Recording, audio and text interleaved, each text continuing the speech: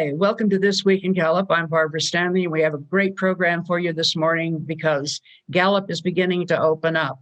And Michelle Burrola is with me, and she runs the Parks and Recreation Department. And I'm told you do a fantastic job, Michelle, but welcome.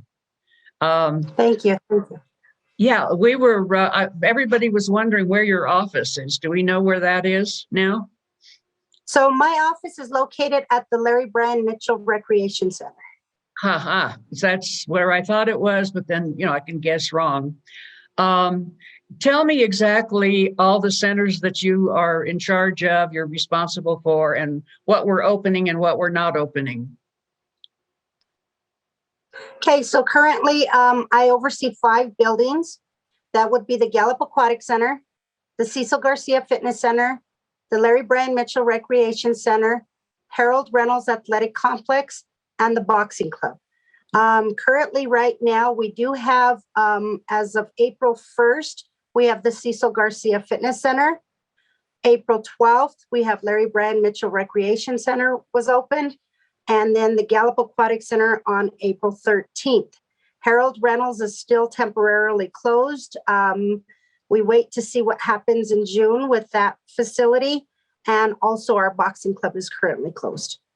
Where is the boxing club? I've never heard of it. So that is located on 200 Munoz Road. That is the old North Side Fire Station. It was also used as our vet the facility vets at one point. Vets helping Yes. vets. Yes. And so I didn't know who was using the Northside Fire Station after they moved. We might go through, there's some people that don't know, for example, where the first center that you mentioned, the Alex what? Cecil Garcia Fitness Center? Cecil Garcia, I'm sorry. But where is Cecil Garcia's center? Where is that? That is located at 700 Old Zuni Road. It's a diagonal from the sports complex. It's off 9th Street, Yes. down there by Lincoln School. What are the services that operate at the Cecil Garcia Center? So currently, because of COVID, we're actually limited services at the time.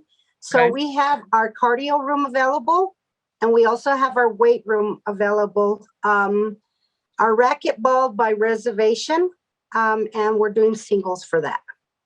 How do I have to be a member? How can I just walk in as a citizen of Gallup? What kinds of things do I need to use that center? So currently, right now, we're doing memberships only. So if you wanted to become a member, you would come in and we would go ahead and offer you the different packages that we have. We have single to family, and then we also have corporate level memberships also. So there is a fee for that center. Yes, sir. Yes, ma'am. Okay. And that, that's interesting to know because a lot of folks think that you provide everything free, and that's not the case. So on our center here is a little bit more. Yeah, sorry about that. Our center here is a little bit ran by it's more of a enterprise facility. So it's basically revenue based. Okay, so but how about the Larry Bryant Mitchell Center? Is that one a membership also? No, that one can be a walk-in. It actually has different prices. We have from adults to children, seniors, fire, police. So it just depends on what status you are. And so that's how the fees go. On a normal basis, adult is $2. One of the things that I've always thought was really, really cool was in the Larry Bryant Mitchell Center, you used to have the quilters. Are they still there? Yes, they still are there.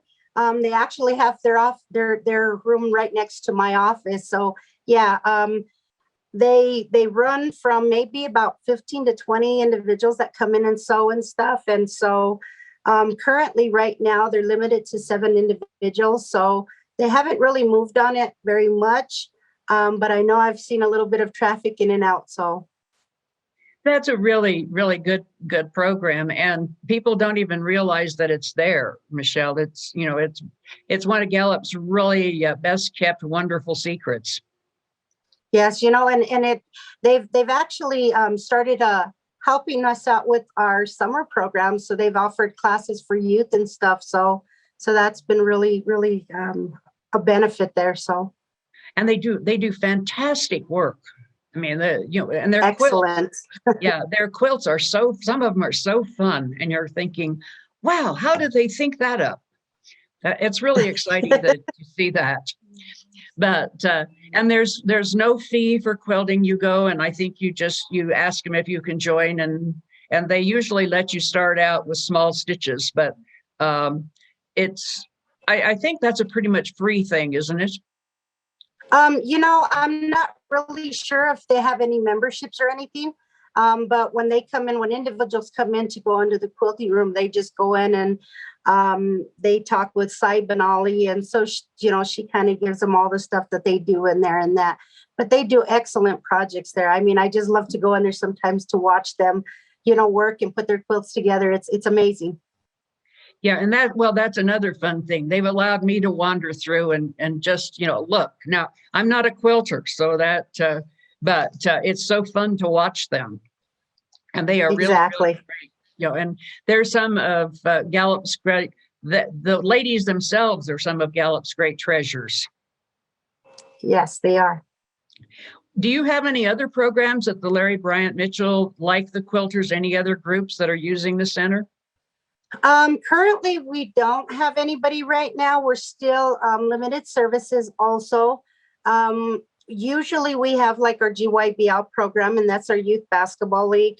Happens through the fall up to the late spring. And so that right now is kind of on hold still. We do have an art class that is offered there. We have just a range of themes.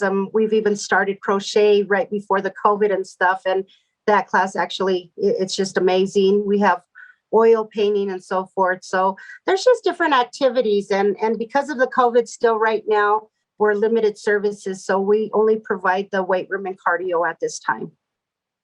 One of the other things that we haven't mentioned that I believe, because it's in your vicinity, but you have the recycle bins there now. And yes, that's a really, really good service. There's finding places to recycle is really hard. And since we don't do it at the curbside, it's nice to have a place that's close that you can go to and recycle. And they're only doing cardboard, I think, right now. Yes, as far as my understanding, yes. Yeah, but again, if we didn't have that property over there to have those really cool bins on, we would not have you there. So thank you for helping out there too. I'm interested in the aquatic center. What programs have you got going on there, and what are your hours, et cetera? So right now we're currently just doing lap swimming. We have 11 lanes provided. We're reserving the lanes. You can go online. If you're having any difficulties with reserving online, you can call the center and we'll get you plugged in. It's a 45-minute swim down and back. We do have some individuals that will take their lane and they'll do a little bit of different exercise like aerobics and so forth. Fees right now are $4 to come in and swim. We do honor the individual passes that were purchased before the COVID. So we're extending that for about a year. So that way those individuals, they don't lose out on that. So we have, usually we have like swimming lessons and so forth, but those are still kind of on hold right now. But so far, everything seems to be going smoothly. We have a lot of individuals that have come back to do their laps. They're just excited to get back in the water. Well, there's not many places to get in the water in Gallup, so we're really excited about that. How do you buy a pass? So what you can do is you just go down into the center and just let them know we have individual passes, we have senior passes, we have youth passes. So you just go down and you purchase the passes there. Youth passes are $36. Individual passes are $82, and senior passes are $42. It's a 30 visit pass. So every time you come in or when you reserve online, you just indicate that you're going to pay at the facility and you bring your card in and we punch it, we log it. And so that's basically how the punch passes go. So, and what hours and what days is the pool open? So we are closed on Mondays, and that's the day that we do our deep disinfecting of the facility. We're open Tuesday through Friday from 6 a.m. to 6 p.m.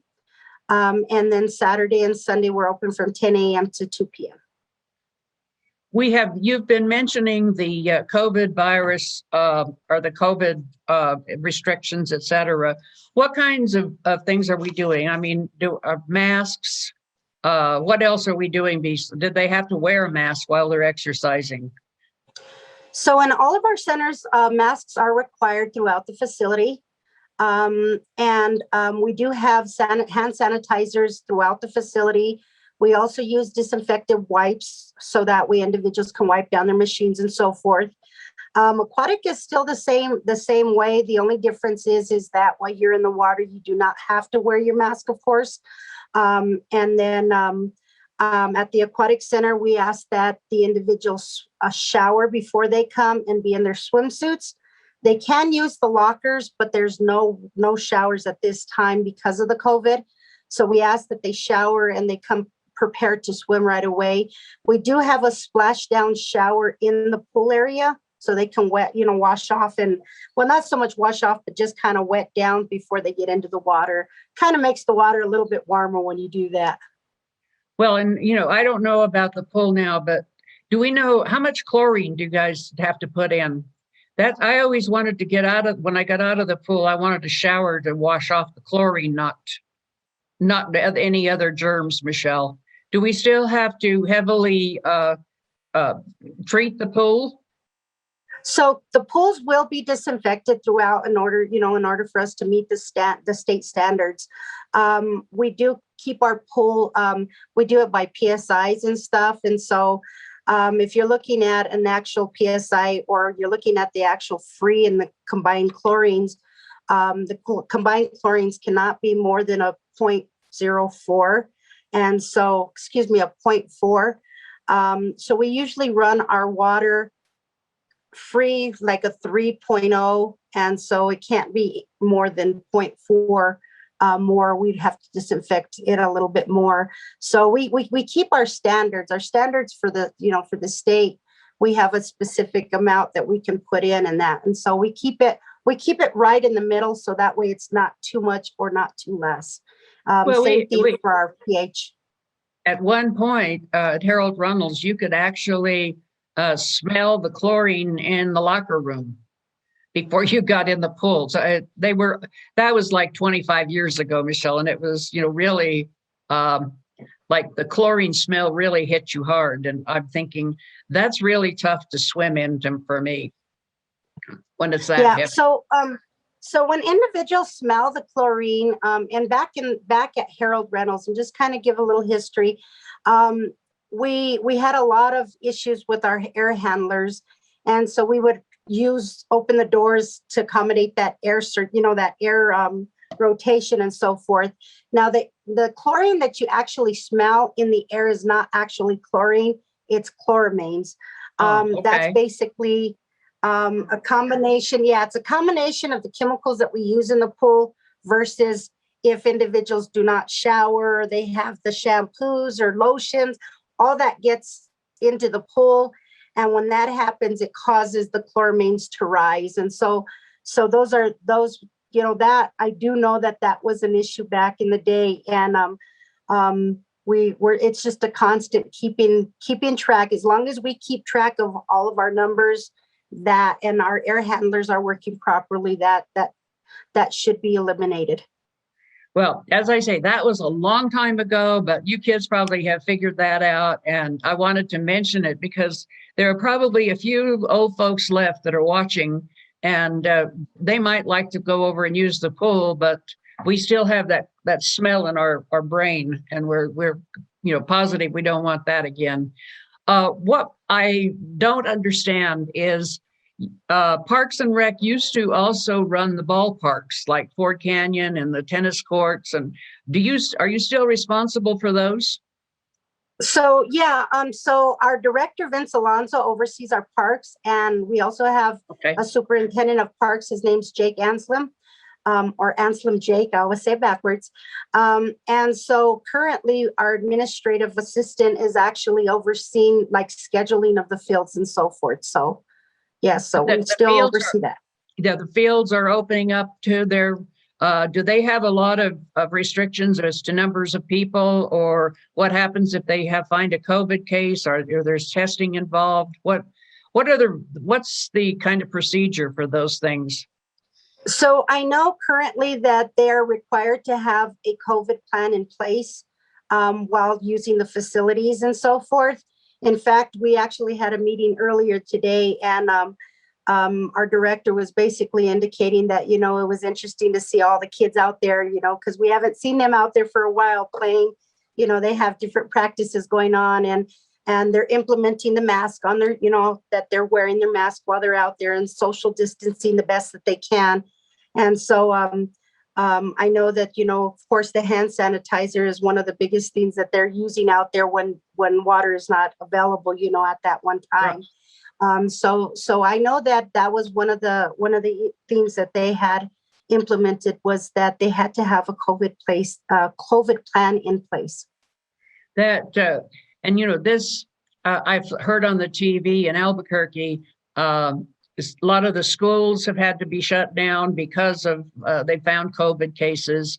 There are teams that they say will not be allowed to play because of COVID cases in the high school programs, and so it's really, really scary. It's really good now that young people that are 16 and above can. So that means that 16 to 18 group who were not going to get COVID vaccine before are now eligible, so they can do that.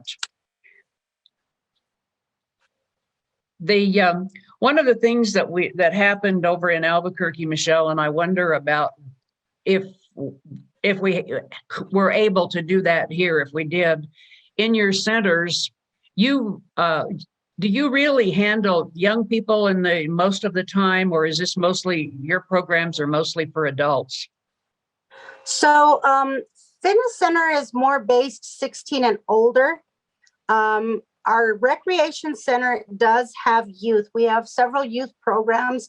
We do a lot of youth programs during the summer and so forth. So we get a lot of traffic at the Larry Bryant Mitchell Recreation Center, children. One of the biggest highlights there is the basketball. So, they're already calling us to find out about basketball and so forth.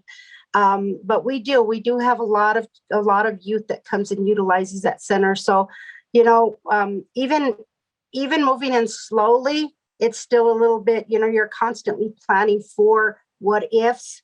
So we're looking forward to having the youth back into our centers.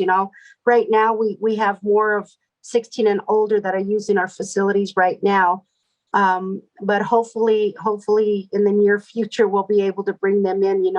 I really would love to see them come in before the summer. Some of the things that we've actually highlighted is that being that we're still in COVID mode, we are looking at possibly doing more of an outdoor learning, more outdoor programs. So that way we keep it out and there's more air circulation and so forth. So that's kind of our goal right now.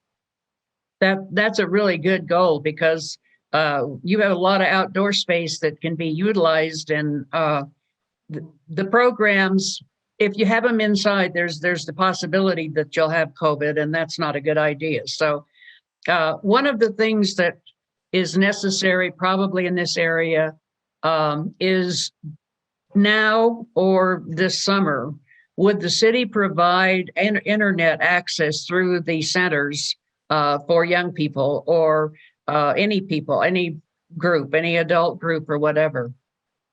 So I know currently that they've been talking a lot about that, especially because of the situation that a lot of the programs are going to Zoom, or Meet, Google Meet. I know that they've been talking about it. I'm not really sure on what they're they've going to do yet. actually inquired. Yeah.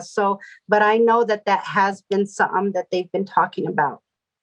Yeah, because this, the centers, when you were created, Michelle, were primarily for physical fitness and those kinds of activities, the arts, the quilters, that kind of thing.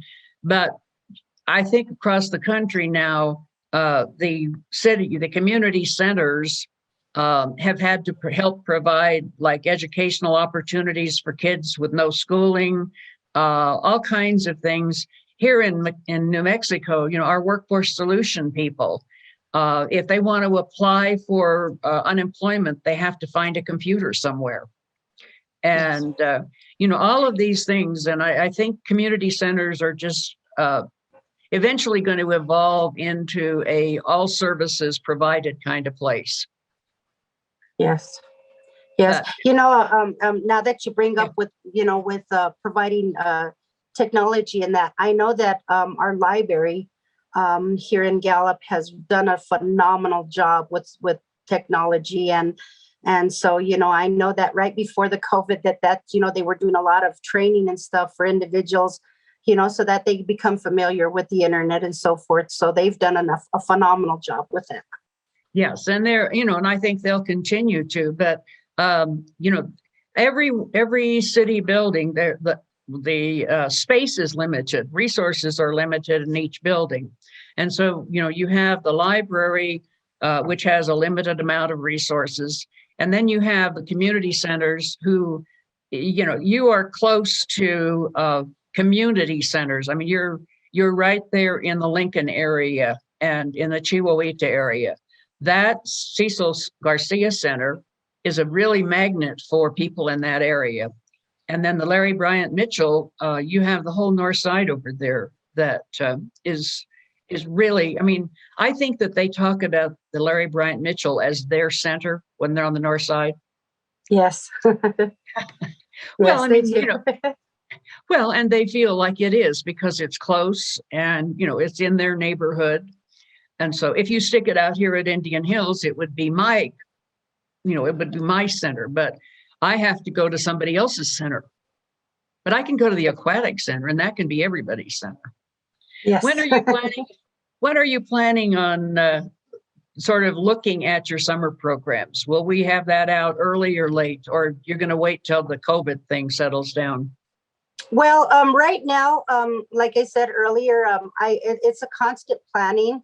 So I have planned and planned and planned. So I have plans in place right now for summer.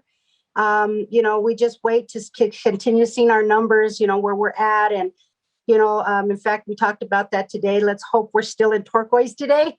So we're constantly looking at that. But, as for programming, I do have some in place already. Just needs to be implemented. We just gotta see how things go day by day. And, we were taking it day by day.